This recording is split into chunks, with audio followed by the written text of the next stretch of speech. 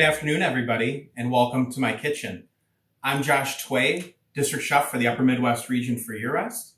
And this is my kitchen, and I have some really special guests with me today. I have my family here, and we have my youngest son, Elijah, who's 5, and my oldest son, Sebastian, who's 10, and my wonderful, beautiful wife actually filming with the camera in the background.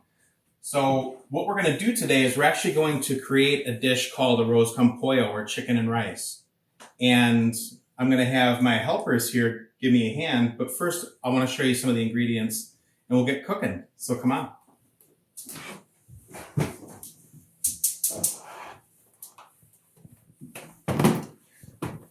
Oh, watch out, buddy. So what we have here is we have a little bit of yellow onion that we're going to add into this. And we have some peppers, a little bit of garlic, some dried oregano, red pepper flake. I have some Kalamata olives, obviously rice, a little bit of chicken stock, some tomato paste, some stewed tomatoes. And then over here, we actually have the chicken that we already seared off. And we season that with a little bit of chili powder and salt and pepper. And so the idea behind this dish is we take the chicken and we cook it ahead of time. And what's left in the bottom is actually these little crispy bits and a lot of flavor from that. And what we're gonna do is we're actually gonna start adding in the ingredients that are gonna pull that wonderful flavor off the bottom and really season the dish a lot as well. So I'm gonna have my assistants actually help me here. And so, Sebastian, you wanna add in the onions, please?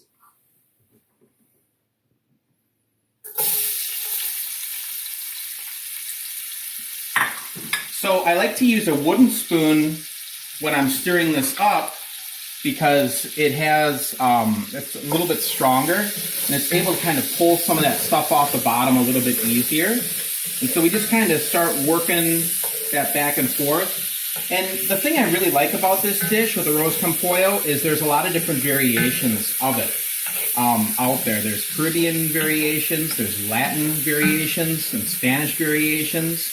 But the reason why I chose this dish specifically today was because with the recipes, I want you to have a lot of fun with it and do different things with it. And during these times where we might not necessarily have everything available in the pantry to us, or we might not feel that it's important to run the risk of going out right now to get a specific ingredient, there's a lot of different ways you can actually put this dish together. So some of the things that I did today to kind of improvise is typically I would use fresh oregano when making this dish, or I would deglaze the pan with a little bit of white wine. I didn't actually have either of those things on hand, or some saffron or Spanish olives.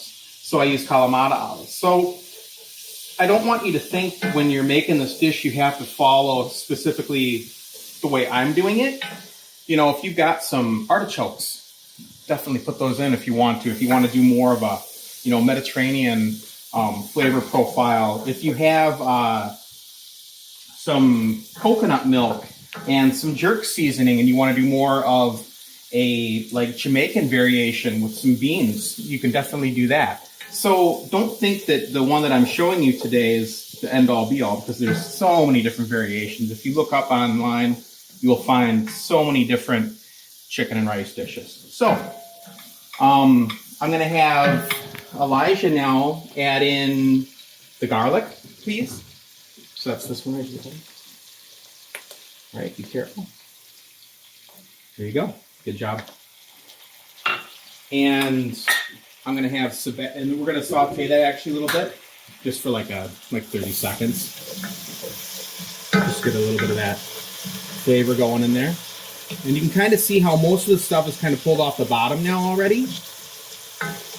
And that's from the different seasonings that we use with the chicken, and then also little crispy bits of the skin. And that's another thing that I did with the chicken. I actually used the bone-in chicken with skin on, and I like using that type of chicken because it has a lot of flavor to it, and it's going to really season this dish. And I like the fat from the chicken. It actually adds a lot of flavor. So that's what I used, but feel free to use chicken breast if you want to do more of a healthy variation, boneless, skinless chicken breast, or if you want to use a boneless, skinless chicken thigh, you can definitely use that as well. Sebastian, you want to add in the peppers, please?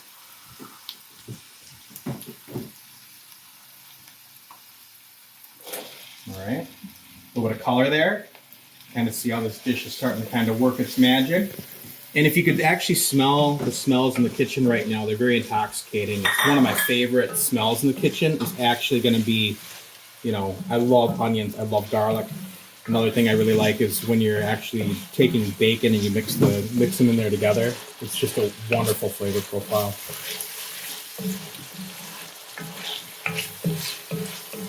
And I'm going to have Elijah actually add in our dried oregano and our red pepper flake. Go ahead and add that in, buddy. Good job. We're just going to saute that for about 30 seconds to release some of those flavors. You can make this as spicy as you like to. If you like to add in some jalapeno peppers, if you want to add in some habanero, you can definitely do that. It really depends on, you know, kind of your audience and the people that you're going to be serving. So always keep that in the back of your mind whenever you add spice. We live in Minnesota, so salt is spicy to a lot of people. So make sure when you're doing this, you're really paying attention to who you're trying to serve. And then next, we're actually going to add in some tomato paste now. We're going to kind of saute that for a little bit. So I'll do this. We're going to add that in. We're going to try to caramelize that a little bit with the oil and the chicken fat that's in the bottom of that pan right there. And this is actually, it's a Dutch oven, which I've really grown to enjoy. I waited a long time to actually buy one of these. I bought this a couple of years ago, and it's just an incredible thing. It really distributes heat very evenly to whatever you're cooking. It's great for dishes like this. It's oven safe, so it's very versatile. And I've just really grown to love this dish.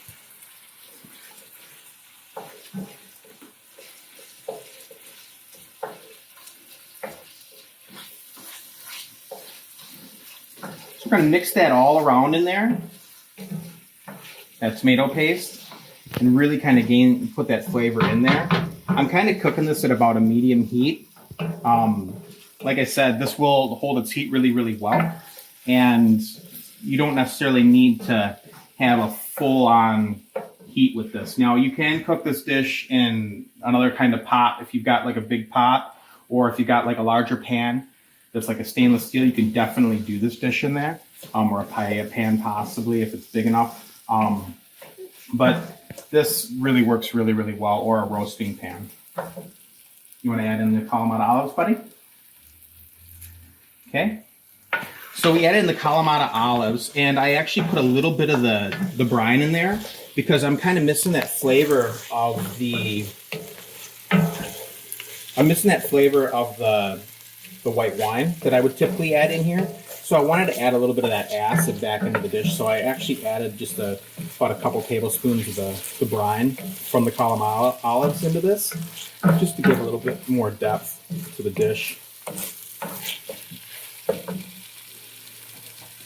I'm actually going to add in, now I'm going to add in a little bit of black pepper.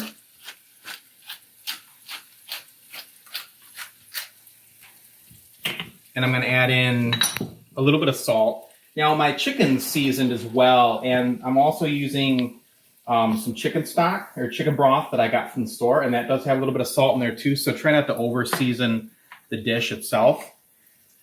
So we're just going to add a little bit of that in there, and it should be enough flavor all around. You can always add the finish. I always have sea salt. I always keep this on my table. It's something that I usually finish a lot of dishes with if I want to finish them with that at the table. So the next thing we're going to add in is actually our tomatoes now. So what I did is I kind of macerated these with my hands a little bit. And we did wash our hands before we started this little process, by the way.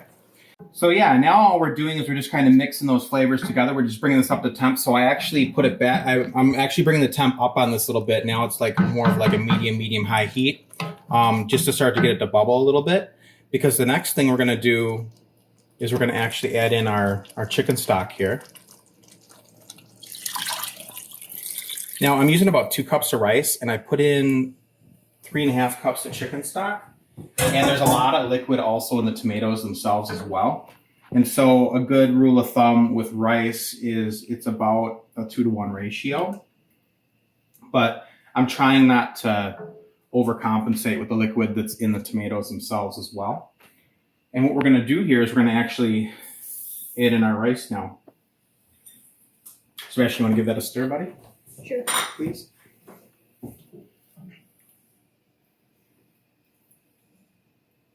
So we want to stir that all around, get that rice really well incorporated into the liquid itself.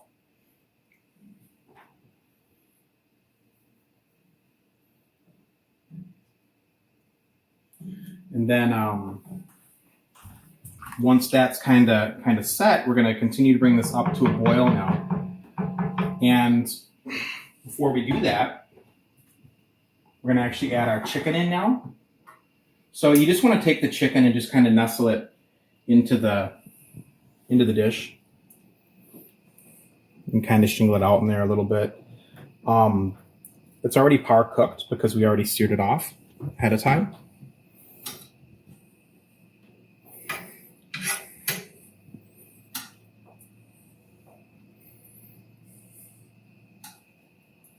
I got quite a bit of chicken here. Another great thing with this specific dish is that it has a lot of leftovers. And so it reheats really well if you freeze it off.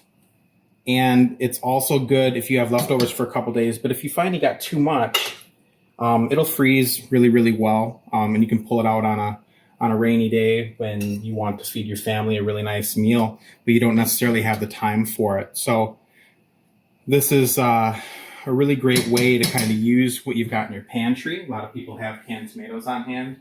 They also usually have chicken as well. And I'm going to add this little bit of oil in there, a little bit of flavor. And what we're going to do is we're actually going to cook this now for about 25 to 30 minutes. The biggest thing that's the most important, since I'm using bone-in chicken, you always want to check the temperature of one of those thighs and kind of try to slide the thermometer down the side where the bone's at to try to get the most accurate internal temperature. But 25 to 30 minutes should be enough time to actually cook this. So now all we're going to do is we're going to wait for this to come to a boil. And we're actually going to cover it. And then we're going to cook that for the allotted time.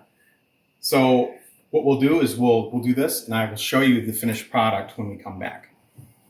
So as you can see now, our chicken and rice is finished after a half hour that we cooked it for. It took a little bit longer than the 25 minutes I originally put it in for, but it's finished and ready to serve. It'll keep its heat pretty well on the stove if you want to let it rest for a little bit of time before you serve. You know, maybe you don't want to eat right away, but it is ready, you know, almost immediately. So serve it with a nice piece of bread. I've actually got some green beans that I'm doing tonight with it that I had from the store. And I'm going to serve my family this later. And I want to wish all of you a safe and healthy time while you're at home. Thank you very much for joining me today. Take care.